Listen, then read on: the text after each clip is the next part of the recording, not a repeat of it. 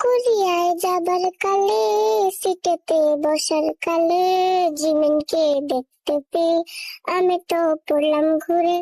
পরে আমি উঠে গেলাম, জিমিনকে গিয়ে বললাম, আমি তোমায় করবো বিয়ে, করবো বিয়ে, করবো বিয়ে।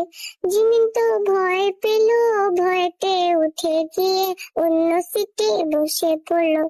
আমি আবার হেঁটে গেলাম, জিমিনের পাশে গিয়ে বসলাম। জিমিনকে জড়িয়ে ধরে জোরে জোরে কাঁদতে লাগলাম।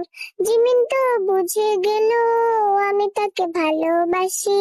জিমিন আমায় জড়িয়ে ধরে বলতে লাগলো, বলতে লাগলো, বলতে লাগলো, আমি তোমায় বিয়ে করব, এবার কান্না বন্ধ করো। পরে আমরা বিয়ে করলাম, বাড়িতে চলে এলাম। পরে আম্মু ডাক দিল, সব স্বপ্ন ভেঙে গেল। সবই তো ঠিকই ছিল, হঠাৎ একটা ঝড় এলো।